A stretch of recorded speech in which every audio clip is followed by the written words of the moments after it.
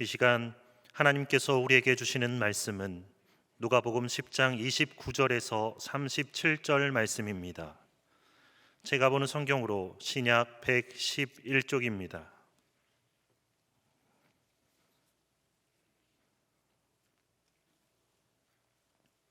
하나님의 말씀을 봉독하겠습니다.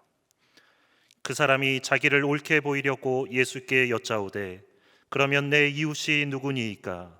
예수께서 대답하여 이르시되 어떤 사람이 예루살렘에서 여리고로 내려가다가 강도를 만나매 강도들이 그 옷을 벗기고 때려 거의 죽은 것을 버리고 갔더라. 마침 한 제사장이 그 길로 내려가다가 그를 보고 피하여 지나가고 또 이와 같이 한 레위인도 그곳에 이르러 그를 보고 피하여 지나가되 어떤 사마리아 사람은 여행하는 중 거기 이르러 그를 보고 불쌍히 여겨 가까이 가서 기름과 포도주를 그 상처에 붓고 싸매고 자기 짐승에 태워 주막으로 데리고 가서 돌보아 주니라. 그 이튿날 그가 주막 주인에게 데나리온 2를 내어 주며 이르되 이 사람을 돌보아 주라. 비용이 더 들면 내가 돌아올 때에 갚으리라 하였으니 내 생각에는 이 세 사람 중에 누가 강도 만난 자의 이웃이 되겠느냐?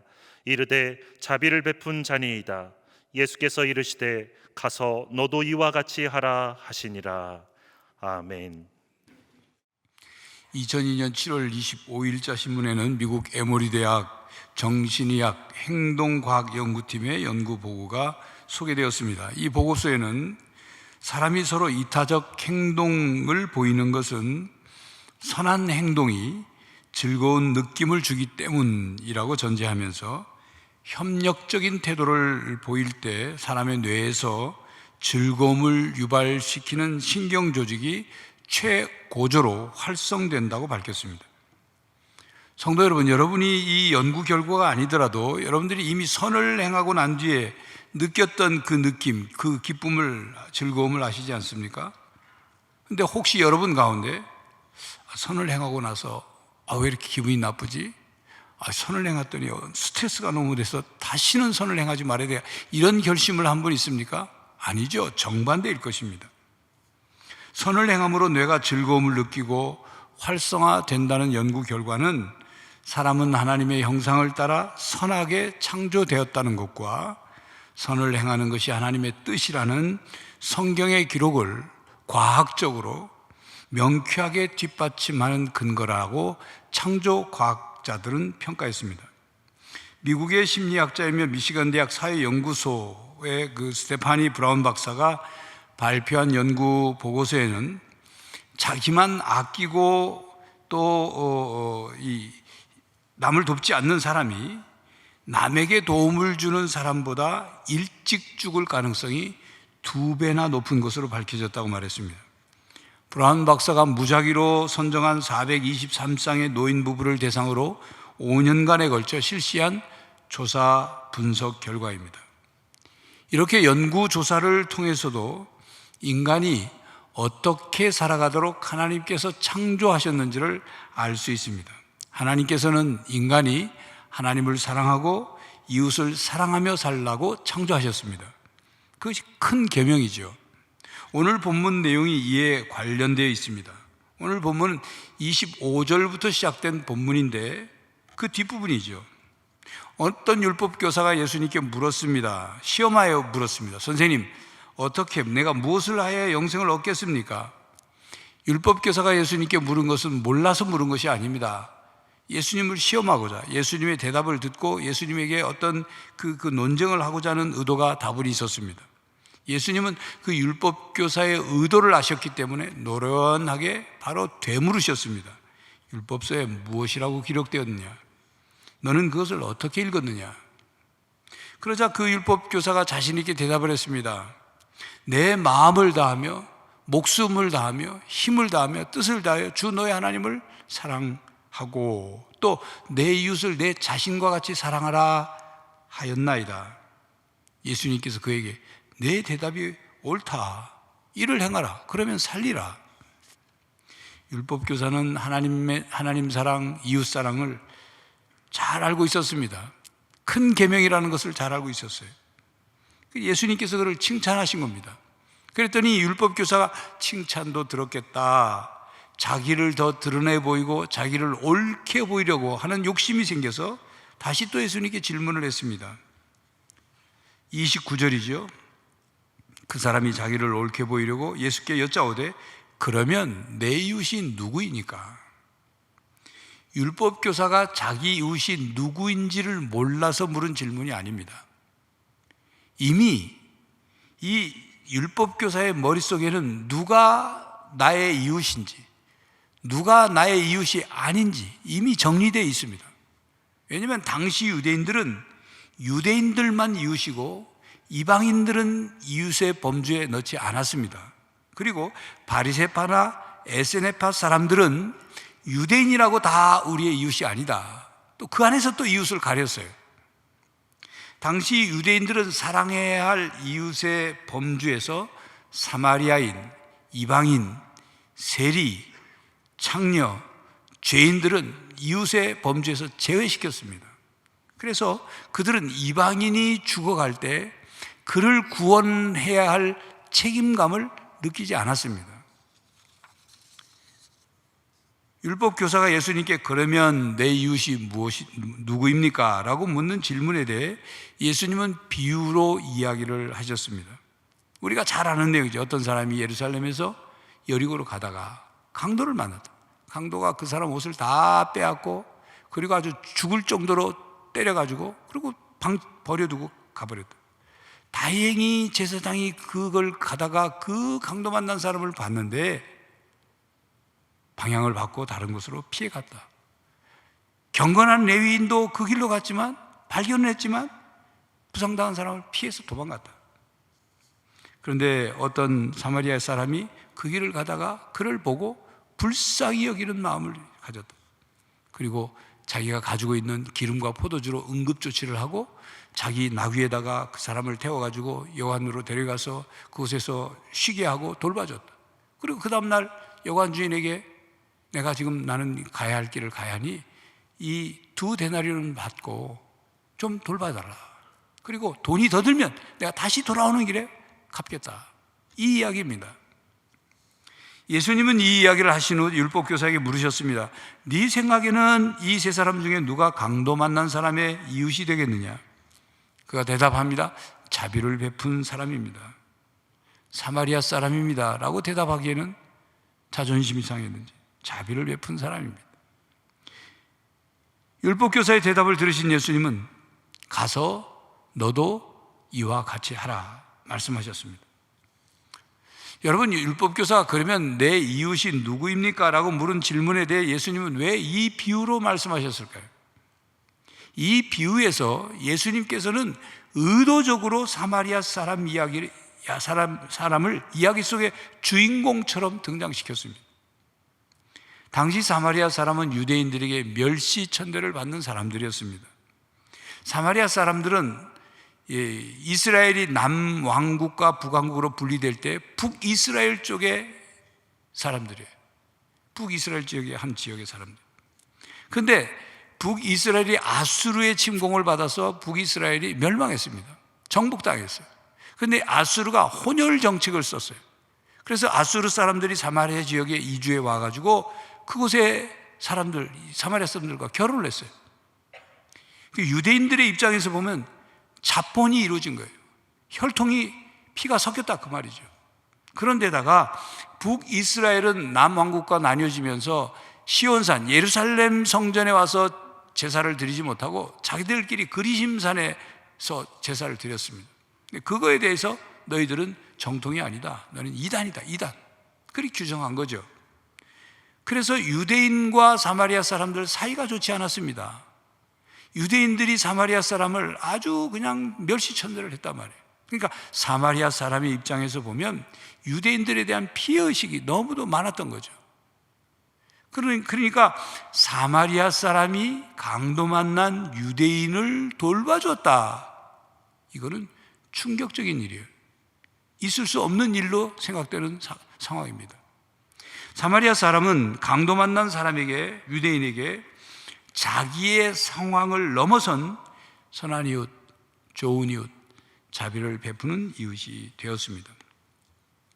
율법 교사의 질문과 예수님의 대답을 통해서 율법 교사에 대해서 우리가 알 수 있는 것은 율법 교사의 중심에는 언제나 나가 있습니다. 나를 기준으로 세상이 돌아가요. 판단의 기준과 근거가 나입니다. 율법 교사는 나에게 맞는 이웃을 찾습니다.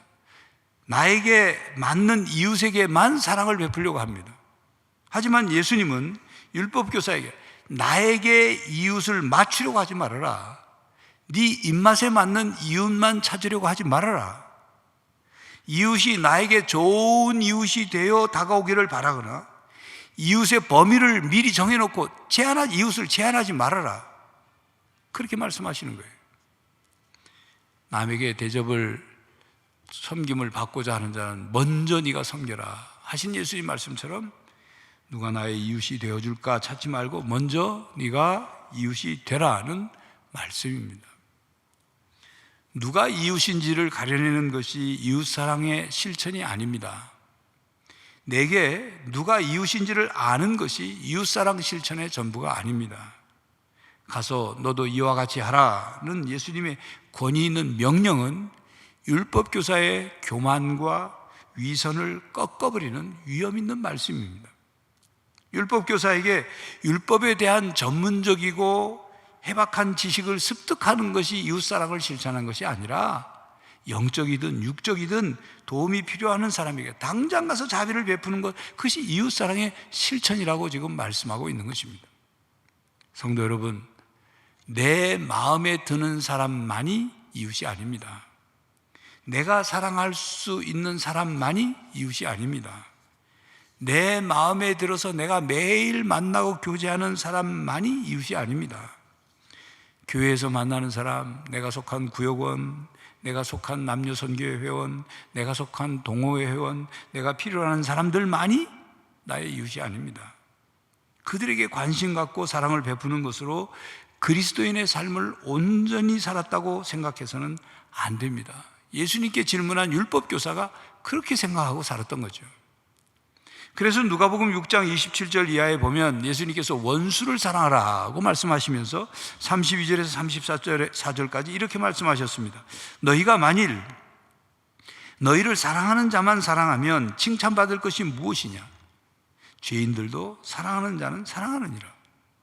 너희가 만일 선대하는 자만을 선대하면 칭찬받을 것이 무엇이냐? 죄인들도 이렇게 하느니라. 너희가 받기를 바라고 사람들에게 구워주면 칭찬받을 것이 무엇이냐? 죄인들도 그만큼 받고자 하여 죄인에게 구워주느니라. 한마디로 말하면 나 중심을 넘어서서 이웃사랑을 실천해라, 그 말씀이죠. 예수님께서 이 비유를 통해서 말씀하시는 가서 너도 이와 같이 하라는 이 핵심 주제는 사랑을 실천하는 첫걸음은 바로 먼저 이웃이 되는 일이라는 말씀이죠. 이웃사랑을 실천하는 것은 이웃이 누구인가를 따지는 것이 먼저가 아닙니다. 누군가에게 이웃이 되어주는 것, 그게 실천이에요. 그러므로 예수님께서는 율법교사에게 그리고 우리들에게 이렇게 말씀하시네요. 가서 이웃이 되라. 가서 사마리아인처럼 이웃이 필요한 사람에게 선한 이웃, 좋은 이웃, 자비를 베푸는 이웃이 되라고 말씀하십니다. 여러분, 예수님의 이 선한 사마리아인 비유 속에는 두 개의 정반대의 모습, 정반대의 사람이 등장합니다. 서로 대조되죠. 강도 만난 사람에게 관심을 갖는 사람과 외면하는 사람이 있어요. 사람의 생명을 살리는 사람이 있는가 하면 죽게 내버려 두는 사람이 있어요. 불쌍히 여기는 것과 무자비한 것, 치료해 주는 것과 방치하는 것, 시간을 내는 것과 시간을 내지 않는 것, 서로 대조되는 모습이에요. 강도 만난 사람을 자기 짐승에 태워 여관으로 데려가서 비용을 지불하고 주막 주인에게 부탁하고 또 돌아와서 후불 약속까지 하는, 끝까지 돌보는 사람과 무자비하게 내팽개치는 사람, 이 두 사람이 대조되는 비유예요. 그렇다면 여러분은 어느 쪽에 속한 것 같습니까? 여러분에게는 이 비유 속에 누가 보입니까? 여러분이 건강검진 시 또는 운전면허 적성검사 시 시력 테스트를 해보셨을 그런 생맹검사표입니다. 숫자가 보이십니까? 표 안에 숫자를 제대로 읽지 못하면 색약 또는 생맹이라고 판정을 받습니다. 정록생맹은 신호등에 빨간불, 초록불이 있는데 어느 색불이 켜졌는지를 잘 분간이 안 되는 거예요. 색분별이. 그러면 운전면허를 내주지 않습니다. 다른 색깔은 다 잘 구분하는데 빨간색, 초록색이 구별이 안 되는 거예요. 안타까운 일이죠. 양참상 목사는 자신에 져서 하나님의 사람으로 사는 법에서 색깔만 구분하지 못한다고 해서 생명이 아니라 우리가 봐야 할 것을 보지 못하는 정신적 생명이 있다, 그렇게 말하고 있습니다. 지하철이나 버스에서 앞에 노약자가 서 있는데도 딴전을 피우고 보지 않는 사람, 그게 바로 정신적 생명이라는 거예요. 이웃의 슬픔을 본체 만체하는 것, 그것이 영적 생명이라는 얘기입니다. 어려움에 처한 사람을 애써 외면하는 것, 도움을 청하는 사람을 못 보는 것, 이웃과 성도들이 병이 들었을 때 그를 위해 기도하지 않는 것, 이런 것들이 바로 영적 생명이라는 뜻입니다. 그러니까 예수님의 비유 속에 제사장과 레위인은 영적 생명인 것이고, 선한 사마리아인 사람은 마음과 영혼이 건강해서 그래서 좋은 이웃, 선한 이웃, 자비로운 이웃이 된 것입니다. 성도 여러분, 여러분은 자비를 베풀어야 할 이웃을 보지 못하는 영적 생명이 아니시기를 바랍니다. 성도가 자비를 베풀어야 할 대상은 이방인, 고아, 과부, 나그네, 궁핍한 사람, 약한 사람, 우는 사람, 고난당하는 사람 등 그런 사람들입니다. 구약 성경에 보면 하나님께서 고아와 과부와 나그네에게 이렇게 자비를 베풀라고 말씀하셨습니다. 신명기 24장 19절에서 21절을 보면 추수할 때 고아와 과부와 나그네에게 곡식을 한 단을 그냥 놔두라고 말씀하십니다. 밭을 추수할 때 밭 한 귀퉁이는 추수하지 말고 그냥 놔두라 그럽니다. 또 추수하는 과정에서 밭에 떨어진 이삭을 줍지 말고 그냥 놔두라. 그래서 고아와 과부가 나그네가 와서 주워가지고 가서 끼니를 좀 이어갈 수 있도록, 감람나무 밭과 포도원에서 그 가지에서 열매를 딸 때 그 가지 구석구석 있는 것까지 다 사그리 따려고 하지 말아라. 그냥 좀 놔둬라. 그것이 자비의 시작입니다. 그들의 형편을 살펴서 작은 것이지만 사랑을 베푸는 것, 그게 자비의 시작이에요. 하나님께서 우리들에게 그렇게 자비를 베푸셨어요. 그렇게 자비를 베풀라고 가르치시고 명령하신 자비입니다. 잠언 19장 17절에 가난한 자를 불쌍히 여기는 것은 여호와께 구워드리는 것이니 그의 선행을 그에게 갚아주시리라는 말씀이 있어요. 하나님이 가난한 사람을 얼마나 불쌍히 여기시는지, 누군가가 가난한 사람에게 베풀면 하나님이 친히 채무자가 되시겠다는 거예요. 하나님이 친히 빚진 자가 되어서 하나님이 갚아주시겠다는 거예요. 그러니까 우리가 누군가를 돕고 베풀었을 때 하나님이 반드시 상을 주신다, 그 약속이에요. 히브리서 13장 16절에는 오직 선을 행함과 서로 나눠주기를 잊지 말라. 하나님은 이 같은 제사를 기뻐하시느니라. 우리가 하나님께 예배를 드리는데 어떤 삶의 예배를 드려야 하는지를 우리가 잘 깨달을 수 있는 말씀입니다. 여러분, 우리가 누군가의 이웃이 되어주며 또 그에게 자비를 베풀려고 할 때 나 혼자서 모든 것을 다 하려고 하면 그게 쉽지 않을 수 있습니다. 힘들 수 있어요. 부담이 될 수 있어요. 또 뭔가를 주저하게 돼요. 내가 지금 시간이 안 되는데, 나는 끝까지 저를 도우기가 어려운데, 주저하게 돼요. 그렇지만 누군가의 이웃이 되며 자비를 베푸는 것의 시작은 관심입니다. 그리고 불쌍히 여기는 마음에서 시작됩니다. 불쌍히 여기는 마음에서 시작해서 이웃사랑이 시작되고 실천되는 거예요. 어떤 사람은 일회적으로, 단회적으로 이웃사랑을 실천할 수 있죠. 어떤 사람은 장기적으로 할 수도 있습니다. 어떤 사람은 비정기적으로, 어떤 사람은 정기적으로 실천할 수 있어요. 중요한 것은 마음이 있느냐 하는 것입니다. 어떤 분은 이렇게 말합니다. 나는 다른 사람에게 나누고 베풀려고 해도 가진 것이 없어서, 나누고 베풀 것이 없어서 못합니다. 이렇게 말씀하는 거죠. 그런데 여러분, 조금만 생각해 보면 우리 모두는 줄 게 많이 있습니다. 여러분, 우리 생각 속에는 물질주의 생각이 꽉 차가지고 돈을 나눠줘야 나눠줬다고 생각하고, 누군가 나에게 물질을 도와줘야 내가 도움을 받았다고 생각하는 거예요. 여러분, 돈과 물질을 많이 가지고 있어서 베풀 수 있는 것이 아닙니다. 마음이 있으면 되는 거예요. 하나님이 나에게 주신 것, 내가 잘할 수 있는 것, 내가 사랑하는 마음으로 뭔가를 상대에게 베풀려고 하는 것이 있는 것, 할 수 있던 거예요. 항상 밝은 얼굴로 사람을 대하는 것, 이것도 베푸는 거예요. 말에 친절을 담아서 말하는 것, 따뜻한 마음으로 남을 대하는 것, 눈 속에 상대방에 대한 호의를 담아서 바라보는 것, 이거 베푸는 거예요. 누가 무엇을 물으면 친절하게 답변해 주는 것, 앉은 자리를 남에게 양보하는 것, 상대방에게 관심을 가져주는 것, 그리고 친구나 이웃이 필요한 사람에게 함께 옆에 앉아주는 것, 이게 다 베푸는 거예요. 할 수 있는 거예요, 우리가. 그것이 이웃이고, 그렇게 해서 좋은 이웃, 선한 이웃, 자비를 베푸는 이웃이 되는 겁니다. 또한 내가 직접 할 수 있는 것이 있고 직접 할 수 없는 것이 있어요. 물질로 할 수 있는 것이 있고 시간으로 할 수 있는 것이 있고 관심과 기도를 통해서 할 수 있는 것이 있습니다. 여러분, 선교를 할 때도 그렇잖아요. 우리 모두가 다 선교사가 돼서 해외에 나가 선교할 수 없잖아요. 그러면 어떤 분이 소명을 받은 분이 선교사로 파송이 됩니다. 그러면 그 파송을 위해서 기도하고 관심 갖고 물질로 후원하고 또 재능으로 후원하고 행정적으로 그걸 또 서포트를 하고, 그래서 선교에 동역을 하는 거예요.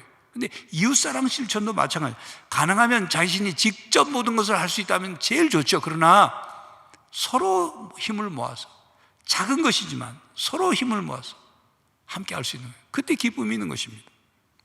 우리 교회가 지역사회 어려운 이웃을 돕는 사역을 나름 하고 있지만 많이 하고 있지는 못합니다. 더 열심을 다해서 해야 되는데, 먼저는 결연가정 후원 사역을 하고 있죠. 남녀 선교회가, 그리고 교육부서가 한 가정씩 다 결연을 맺어서 월 5만 원에서 10만 원을 후원하고, 1년에 한 번 5월 달에 다 초청해서 음악회도 하고 또 음식도 대접하고 선물도 꾸러미도 나름 열심히 풍성하게 준비해서 드립니다.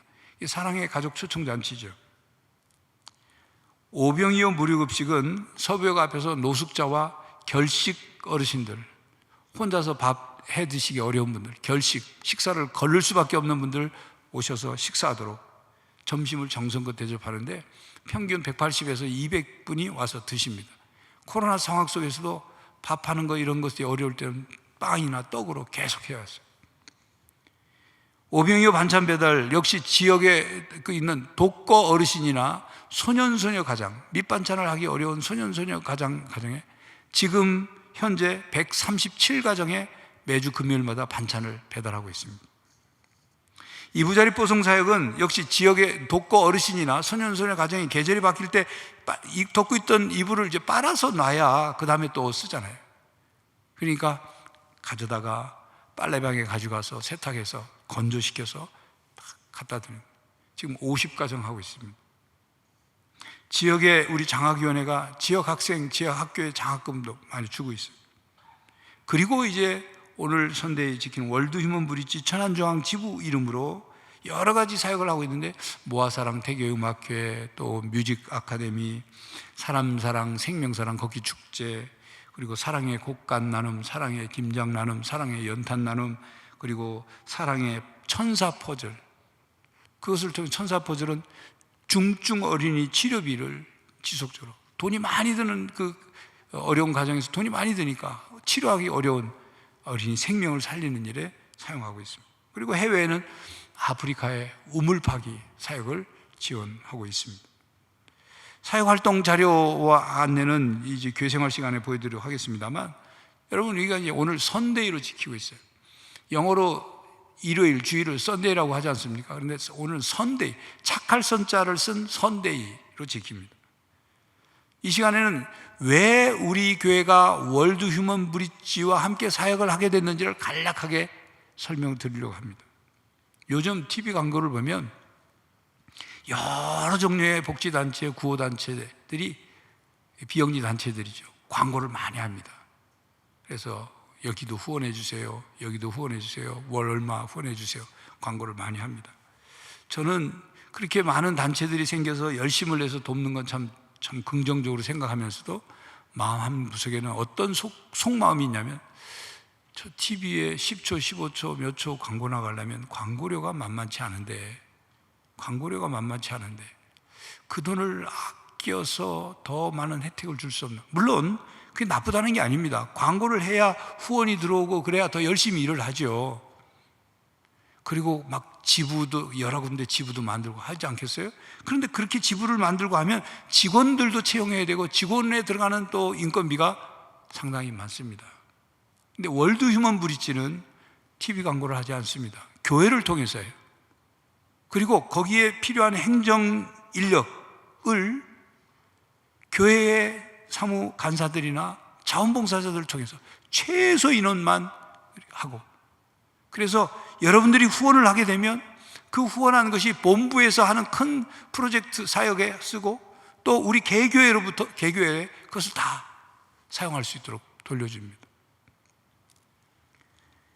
그야말로 월드 휴먼 브릿지죠. 브릿지, 다리 역할을 하는 거예요. 소외받는 이웃들이 나눔의 다리로 연결되어 더불어 행복하게 살 수 있는 세상을 꿈꾸는 국제 구호 개발 NGO입니다. 사랑을 전하는 다리, 나눔을 연결해주는 다리 역할을 합니다. 성도 여러분, 여러분의 작은 손길이 모아지면, 또 자비를 베푸는 여러분들의 마음이 모아지면 함께 선한 이웃, 좋은 이웃, 자비를 베푸는 이웃이 될 수 있습니다. 오늘 설교 제목은 좋은 이웃이에요. 본문은 우리가 선한 사마리아인데 선한 이웃이라고 제목을 하지 않고 왜 좋은 이웃이라고 했느냐. 창세기 1장에 하나님이 보시기에 좋았더라 하는 히브리어 토부, 좋다, 선하다, 아름답다, 행복하다, 유익하다는 뜻이 있는 바로 그 단어로 하나님이 보시기에 좋은 이웃이 되자, 그런 의도로 제목을 좋은 이웃이라고 한 겁니다. 성도 여러분, 좋은 이웃을 기다리는 사람들이 있습니다. 작은 것부터 실천해서 가서 너도 이와 같이 하라는 주님의 명령에 순종하는 성도가 되시기를 간절히 바랍니다. 기도하겠습니다. 하나님, 이 세상엔 사랑이 없고 차갑고 냉랭하다고 말을 합니다. 교회가 또 우리 그리스도인들이 알게 모르게 열심히 사랑하고 있지만 역시 아직도 세상엔 사랑이 부족한 가운데 있습니다. 주님, 저희들이 좋은 이웃이 되게 하시고 자비를 베푸는 사람이 되게 해주시고 서로 조금씩 힘을 모아 사랑의 마음을 모아 주님의 뜻을 이루며 세상 속에 사랑을 증거하며 살게 하여 주시옵소서. 예수 그리스도의 이름으로 기도하옵나이다. 아멘. 성도 여러분, 예수님께서 우리들에게 가서 이웃이 되라고 말씀하십니다. 자비를 베풀라고 말씀하십니다. 좋은 이웃이 되어 이웃을 사랑하며 사는 성도들이 되시기를 간절히 바랍니다. 지금은 우리 주 예수 그리스도의 은혜와 하나님 아버지의 사랑과 성령 하나님의 교통하심이 좋은 이웃이 되어 살기로 다짐하는 모든 성도들과 가정과 삶의 현장 위에 이제로부터 영원히 함께 하시기를 간절히 축원하옵나이다. 아멘.